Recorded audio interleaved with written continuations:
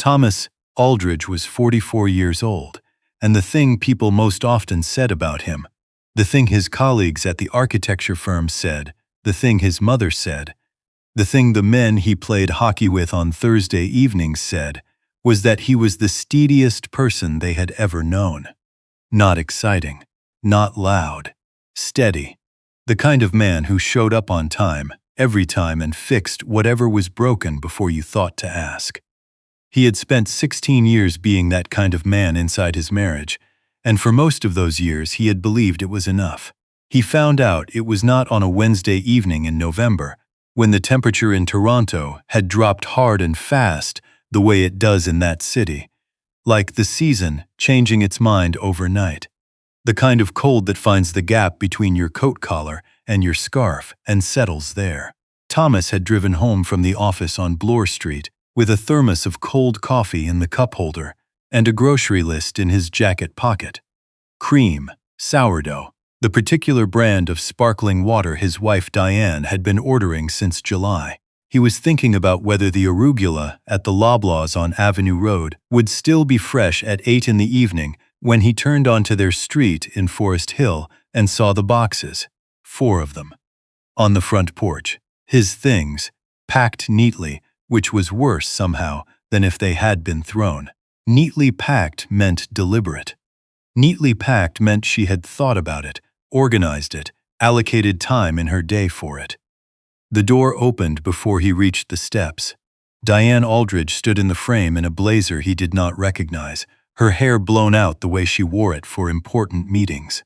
There was a man behind her in the hallway, older, silver-haired, in an expensive overcoat. He did not introduce himself. He did not need to. "You cannot be here anymore," Diane said.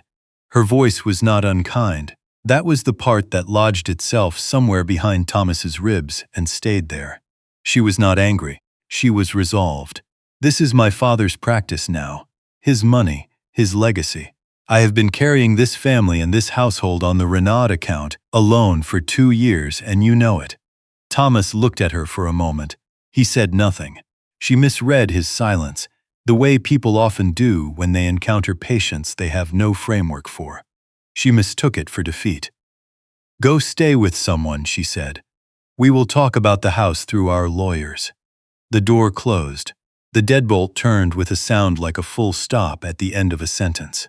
Thomas stood on the porch in the November cold. He looked down at the nearest box. His father's old drafting compass was sitting on top, the one with the brass hinge that had belonged to his grandfather before that. He picked it up, held it for a moment, then slipped it into the inside pocket of his coat. He walked back to the car, sat in the driver's seat without starting the engine. The street was quiet, the kind of Forest Hill quiet that costs a great deal of money to purchase. Bare trees, amber street lamps, a neighbor's kitchen light going on across the road. He had known this moment was coming. He had known for 14 months. What Diane did not understand, what she had not taken the time to understand, because she had been too occupied constructing her exit to examine its foundations, was what the Renaud account actually was. Who had built it? Whose signature was on the original partnership agreement? Whose unbilled hours, stretched across 460 days, had kept that client in the firm while Diane's attention had been pointed elsewhere? If you have ever poured yourself into something, not for recognition, not for reward, but simply because it mattered, and watched the person standing next to you claim it as their own foundation, stay with me. This one is going to take you somewhere real. 14 months earlier, Thomas had been sitting in the offices of a firm called Haverstock and Lund on the 31st floor of a building on Bay Street, across from a woman named Priscilla Haverstock. Priscilla Haverstock was 61 years old. She had built her practice from a one-room office above a dry cleaner in Scarborough in 1988, and she now ran the most respected forensic financial and legal advisory firm in Ontario. She wore reading glasses on a chain and had the particular manner of someone who had heard every version of every human story and was interested only in which parts could be documented. Thomas had called her on a Tuesday morning. He had said very little on the phone. He had said, "I need to speak with someone about a structure that was built around an asset, and I think I may be the only person who fully understands what that structure is." She had said, "Come in Thursday at 9. He had told her everything. The Renaud account, how it had come to exist, what it actually represented, and why. If anyone were to examine the original partnership documents from the founding of the Aldridge Renaud Architectural Consultancy. Documents Diane had filed away in a cabinet she stopped opening 3 years ago. The picture of ownership would look very different from the one she was currently presenting to her father and to her lawyers. Priscilla had listened, she had made notes, she had asked 3 questions, each of them precise and quiet. Then she had looked at him over her reading glasses and said, "How long do you need?"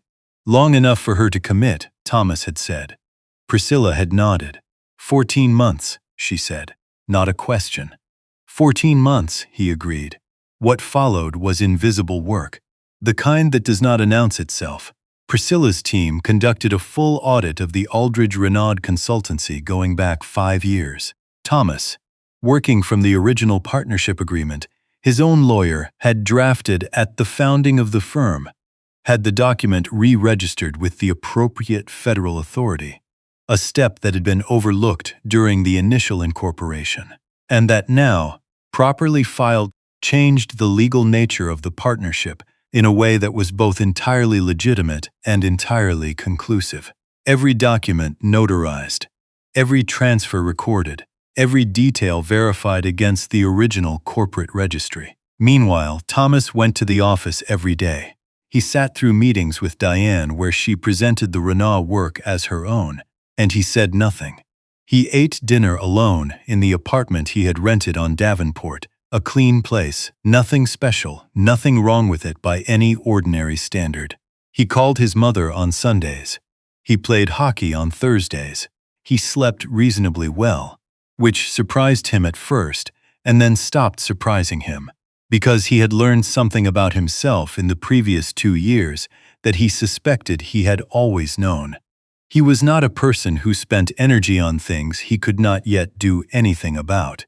His mother, Elaine, had called him one evening in September. Not the September when everything ended, but the September before, the one that was still quiet. She had been at a gallery opening in the Distillery District with her friend from her book club, and she had seen Diane across the room, not with her father's business partner, which would have been explainable, but with a man Thomas did not know, and with a particular quality of closeness that who had been married for 41 years and knew precisely what closeness looked like and what it meant, recognized immediately. She had texted Thomas at 10:15 at night. "Sweetheart, I think there is something you need to know." He had been sitting at the kitchen table in the Davenport apartment with a cup of tea and a set of project files. He read the message. He thought for a moment. Then he wrote back, "I already know, Mom. I am almost ready." Elaine Aldridge did not press. She was not the kind of woman who pressed. She said, "I made that apple cake you like. Come on Sunday." He went on Sunday. He always went on Sunday.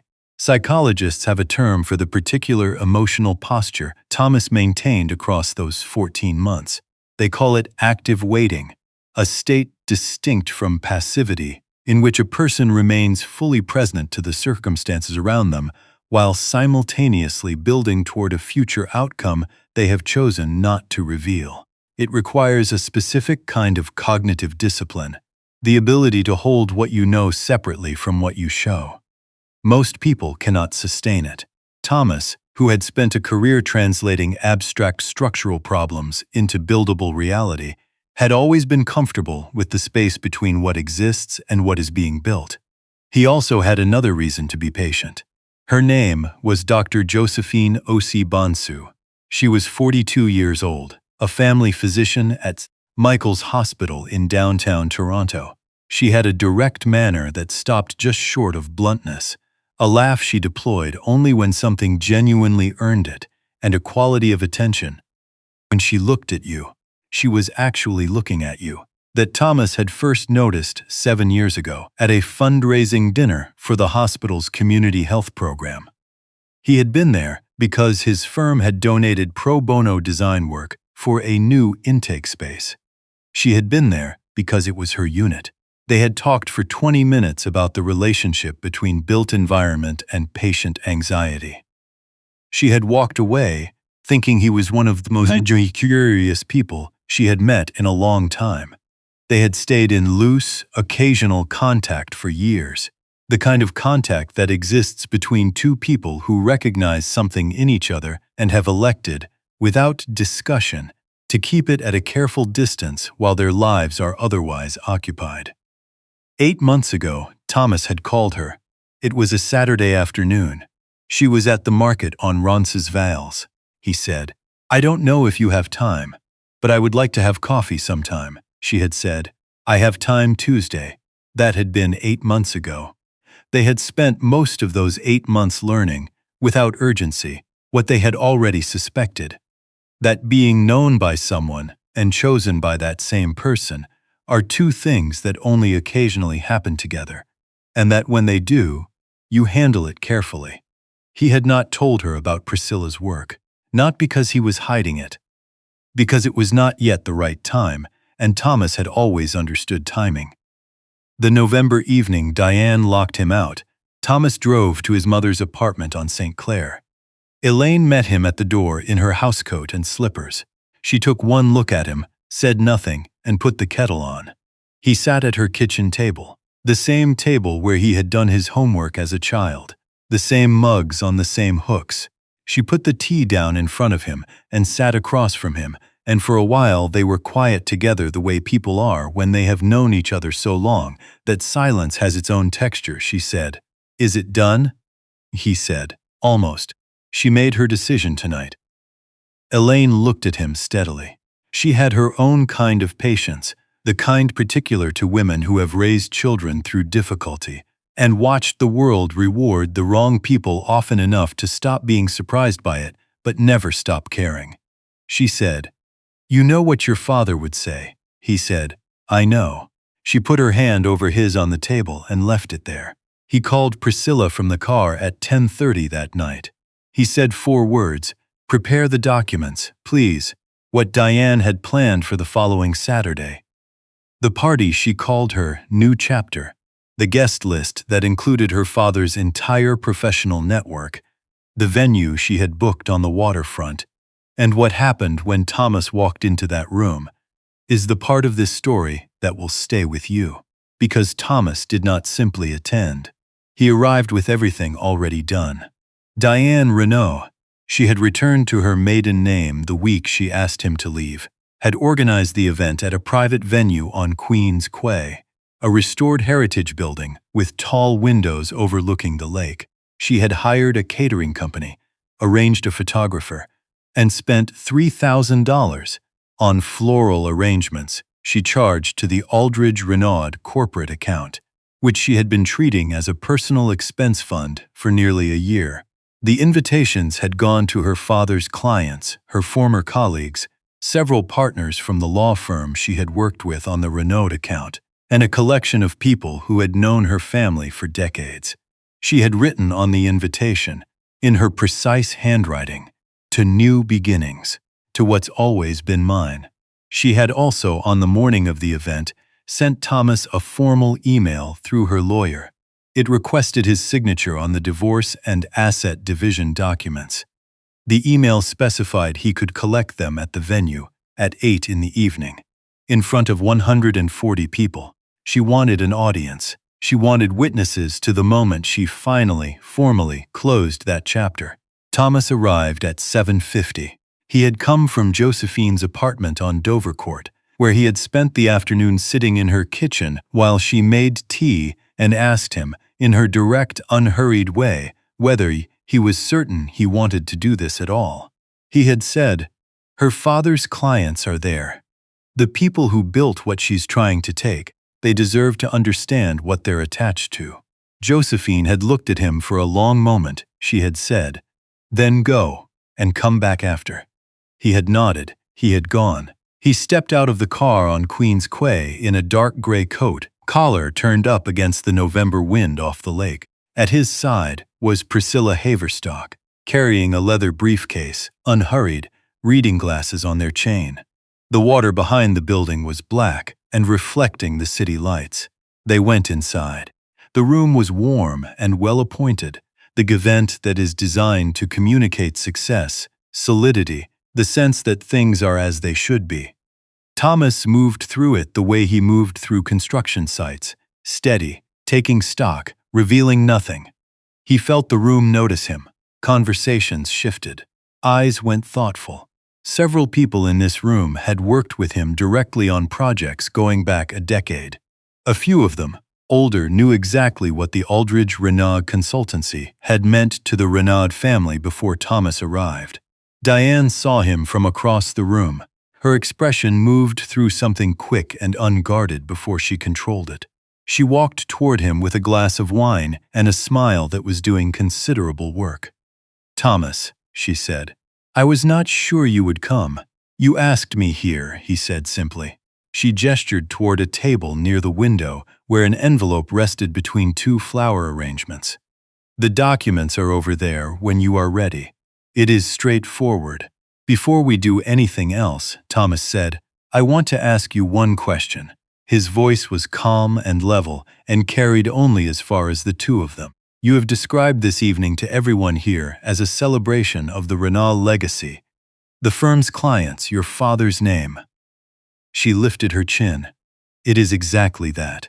Do you understand what the Renaud account actually is? Who built it? What the original partnership documents say?" The room, which had been murmuring around them, went quiet in the specific way. Rooms go quiet when something real is about to happen. Diane laughed. A bright, practiced sound. "It is my family's work, my father's clients. I have always been the one holding that." Thomas held her gaze for one moment. Then he nodded at Priscilla. Priscilla Haverstock set her briefcase on the edge of the nearest table, opened it with no particular ceremony, and began placing documents in a row along the white tablecloth. She spoke without preamble. The Aldridge-Renaud Architectural Consultancy was incorporated in Ontario 9 years ago, under a partnership agreement naming two equal principals, Diane Renaud Aldridge and Thomas Aldridge. She paused. That document has never been superseded, amended, or dissolved. It remains the controlling legal instrument for all assets, contracts, and client relationships held under the firm's name, including the Renaud account. A sound moved through the room, not a loud sound, the kind made by 140 people registering something simultaneously. Priscilla continued. Over the past 11 months, approximately $180,000 in fees billed to the Renaud account were redirected from the firm's operating account into a personal account registered solely to Diane Renaud. This is documented through the firm's financial records, wire transfer confirmations, and the account statements obtained through the audit process. It constitutes misappropriation of partnership assets. The room broke in the particular way that restrained, professional rooms break, not loudly, but the accumulated sound of glasses being set down, of breath drawn sharply, of low voices breaking off mid-sentence had its own weight. Diane's glass stopped moving in her hand. "That is not," she said. "That is not what those transfers were." Page 6 of the audit report, Priscilla said evenly, is the transfer log with amounts and dates. Page 11 is the account registration confirmation. "You orchestrated this," Diane said. Her voice had changed. The practiced confidence had dropped a register, and underneath it was something more unsteady. "You did all of this to embarrass me." Thomas looked at her, not with anger, not with satisfaction, with the particular sorrow of a man who has loved someone for a long time and watched that love go unrecognized, and who is no longer carrying anything on behalf of that person except the truth. "I did not orchestrate anything," he said. "I documented what already existed. What has always been there, in the original agreement, in every file cabinet in that office, since the day we started the firm together. What you chose not to read." He looked at Priscilla. She was already setting a second document on the table.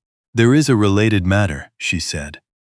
"As of this past Monday, Mr. Aldridge, acting through the partnership's majority remedy clause, a clause present in the original incorporation agreement and never removed, has filed for formal dissolution of the partnership.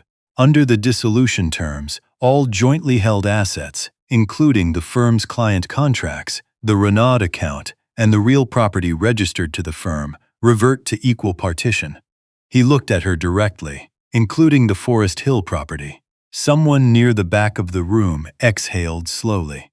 The Forest Hill house, the one where Diane had stood in the doorway in her new blazer and told Thomas that he could not be there anymore, that it was her foundation, her father's money, her legacy. That house had been purchased in part with the proceeds of the Renaud account, the account that was, legally, as much Thomas's as hers. He had known that the night he stood on the porch. He had known it, and he had said nothing, and he had gotten into his car and driven away in the cold. He had owned it, or half of it, while she was having her hair done that afternoon. The psychologists call what Diane experienced in the next several seconds cognitive dissonance collapse, the point at which the story a person has been constructing about themselves and their situation, a story that depends on a particular version of events being true, meets evidence so thorough and so documented that the story simply stops holding. The mind, which has been working very hard to maintain a coherent narrative, runs out of structure to build on. Diane looked at the documents. She looked at the room. She looked at her father, who was standing near the window with his hands at his sides and an expression she had never once seen on his face in the direction of her. Disappointment, yes, she knew that one. But this was different. This was a man reviewing something. She looked at Thomas. She said, "You have been building this for over a year." "Yes," he said quietly. "While you were still living in our house," she said. "While I was still trying," he said. "There is a difference." The silence that followed was the kind that rooms remember.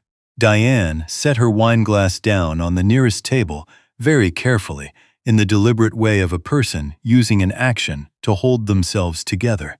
She looked at the documents one more time. She said nothing. There was nothing by that point to say that would change what was already filed, already recorded, already in the hands of the partnership authority.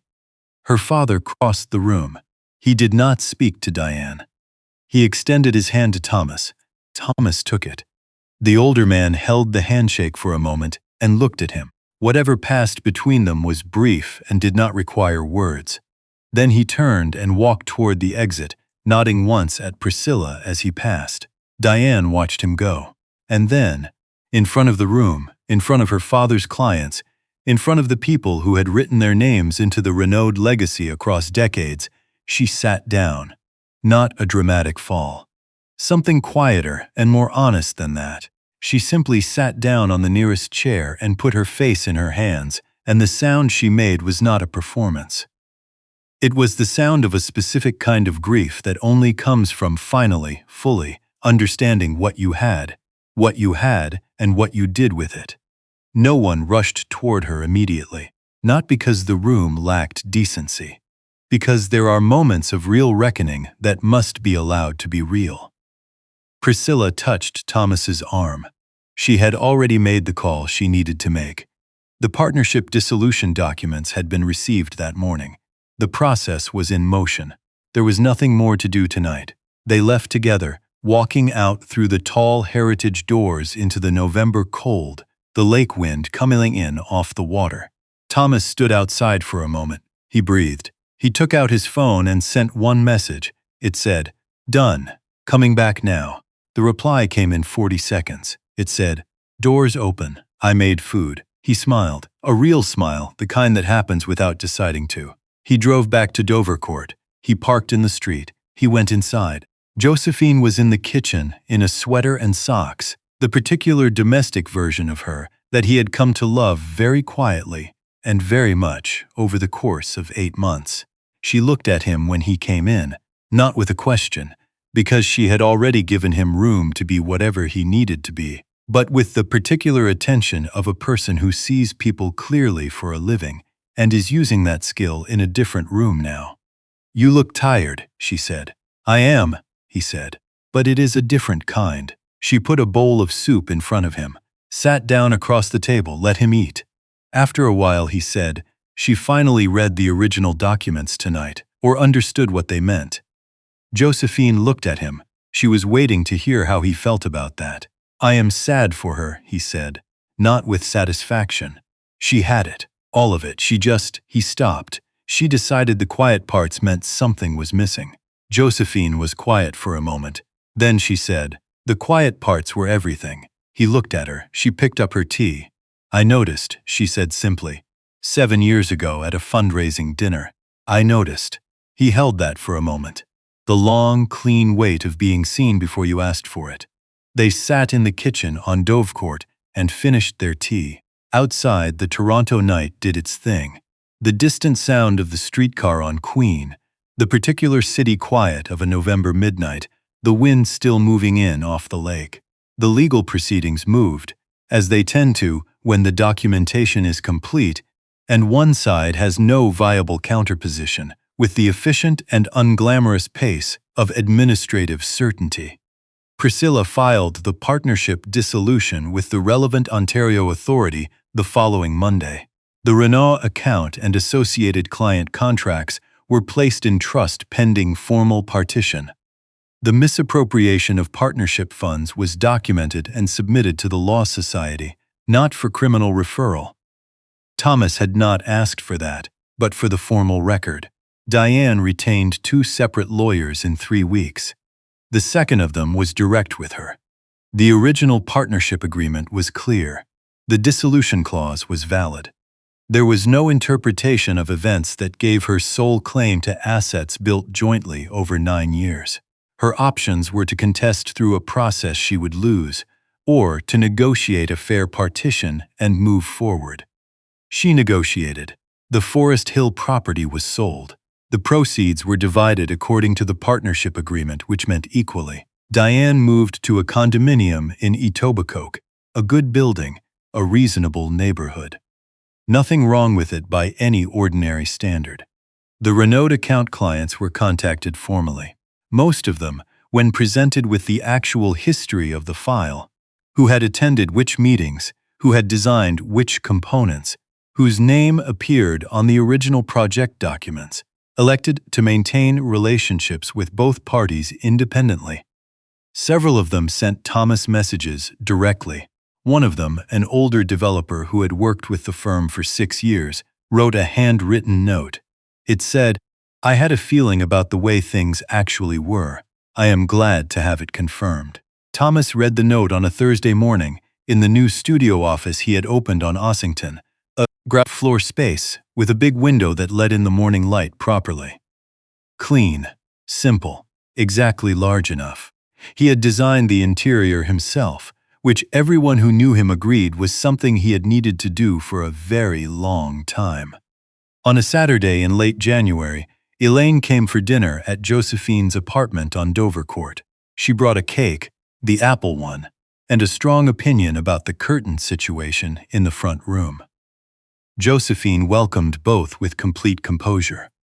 The curtain conversation lasted 40 minutes and concluded with a plan involving a fabric shop on Spadina and a return visit the following weekend. Thomas sat at the kitchen table and listened to the two of them move through the apartment, discussing light and color, and the particular question of whether the kitchen needed a different overhead fixture.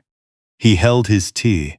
He thought about structure, about how the best structures are the ones that look simple from the outside and are held together by things you have to look closely to see.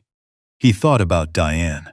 Not often, but honestly, the way you think about a chapter of your life that cost you something real and also gave you something you could not have found any other way. He did not wish her harm. He did not revisit the inventory of her failures. He understood, with the clarity that only distance provides, that she had looked at a man building something patient and lasting beside her, and had seen only a man who was not moving fast enough. She had missed it entirely. He had not lost anything. He knew that not as something he was telling himself in order to feel better, but as a simple, verifiable fact. He had his work. He had his mother's apple cake and her reliable opinions about home furnishings. He had Josephine's attention and her laugh, and the slow, remarkable experience of being fully known by someone who had chosen to stay. He had a drafting compass in his coat pocket that had belonged to his grandfather. He wound it once, not because it needed winding, but because it was the kind of object that asked to be held, and set it on the table in front of him. The brass hinge caught the kitchen light. Some mechanisms his grandfather had told him once keep their function no matter what else changes around them. You just have to remember to look after them. He picked it up, put it back in his pocket, and went into the next room to join his family. There are 3 things worth sitting with when this story is over. The first is this: any shared enterprise, a partnership, a marriage, a company, a family home, has documents at its foundation. Most people file them and forget them. The people who revisit them, who understand what they actually say, are rarely the ones who end up surprised. It does not require a lawyer to read an agreement. It requires an afternoon and the willingness to know what you have. The second, the people in your life who show up without announcement, who send the text at 10:15 at night because they saw something and knew you needed to know, who make the apple cake and bring it in person. Those people are not incidental. They are the structure. Most of us are better at acknowledging that after we almost lose it than before. Try before. The third, patience is not the same as passivity. There is a kind of person who waits because they do not know what to do, and there is a kind of person who waits because they are building something that requires a foundation before it can be seen. From the outside, these 2 people look identical. They are not. The difference is always visible, eventually, in what they have made. Thomas Aldridge knew the difference. He had been making it his whole life.